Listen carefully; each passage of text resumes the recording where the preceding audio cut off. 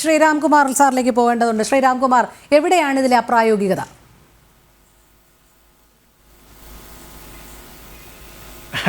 എൻ്റെ സുഹൃത്തുക്കളും പറയുന്നത് മുഴുവൻ രാഷ്ട്രീയ പ്രചോദനമായ അഭിപ്രായമാണ്.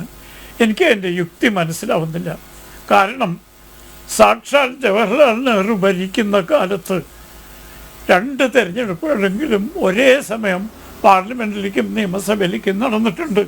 അന്നും നമ്മുടെ ഭരണഘടനയിൽ 356 വകുപ്പുണ്ട്. പ്രസിഡന്റിന് സംസ്ഥാന നിയമസഭകളെ പിരിച്ചുവിടുന്നു. അത് പുതുതായിട്ടുള്ളതല്ല. അതും തെരഞ്ഞെടുപ്പുമായിട്ട് എന്ത് ബന്ധമാണ്? എൻ്റെ പ്രിയപ്പെട്ട സുഹൃത്തുക്കളെ, നിങ്ങളുടെ രാഷ്ട്രീയ ലക്ഷ്യം എനിക്ക് മനസ്സിലാവുന്നുണ്ട്. എനിക്ക് രാഷ്ട്രീയ പ്രവർത്തനം ഇല്ലാത്തതുകൊണ്ട് പ്രത്യേകിച്ച് ലക്ഷ്യങ്ങളില്ല. പക്ഷേ നിയമവും രാഷ്ട്രീയവും കൂട്ടിക്കലർത്തരുത്.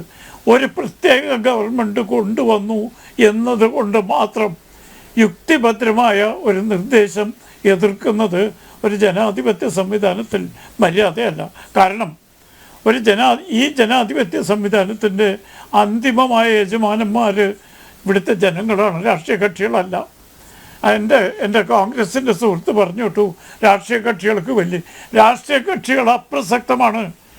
ജനാധിപത്യത്തിൽ ജനങ്ങളാണ് യജമാനന്മാർ. ജനങ്ങളുടെ അഭിപ്രായം, അവരുടെ ആഗ്രഹങ്ങൾ നടപ്പാക്കാനുള്ളൊരു വേദിയാണ് തിരഞ്ഞെടുപ്പ്.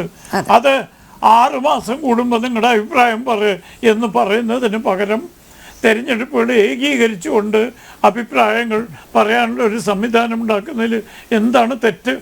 അതും രാഷ്ട്രീയ കക്ഷികളുടെ പ്രവർത്തനവും ഫെഡറലിസമായിട്ട് എന്താ ബന്ധമുള്ളത്? പിന്നെ എൻ്റെ സുഹൃത്ത് പറഞ്ഞു, തെരഞ്ഞെടുപ്പ് എന്നുള്ളത് ആദ്യം മുതൽക്ക് തന്നെ കേന്ദ്ര പട്ടികയിൽ ഉൾപ്പെട്ടതാണ്, ലിസ്റ്റ് 1 എല്ലാ കാലത്തും. കാരണം അസംബ്ലി പാർലമെൻറ്റ് തിരഞ്ഞെടുപ്പുകളെ സംബന്ധിച്ച് നിയമം പാസ്സാക്കാൻ നിയമസഭകൾക്ക് അധികാരമില്ല എന്ന് നമ്മുടെ ഭരണഘടന വായിക്കുന്ന ആർക്കും അറിയാം. അത് 950 26/1/50 മുതൽ അതാണ് നിയമം. ആ നിയമം അനുസരിച്ചാണ് 52 ആദ്യം നടന്ന ശേഷം ഏതാണ്ട് 67 വരെ ഒന്നിച്ചായിരുന്നു. 67 കാര്യമായ രാഷ്ട്രീയ മാറ്റമുണ്ടായി. ആദ്യമായിട്ട് ഇന്ത്യയുടെ വിവിധ സംസ്ഥാനങ്ങൾ കോൺഗ്രസ്സേതര മന്ത്രിസഭ വന്നു. അന്ന് ഫെഡറലിസം നഷ്ടപ്പെട്ടു എന്ന് ആരും പറഞ്ഞു വിട്ടിട്ടില്ലല്ലോ.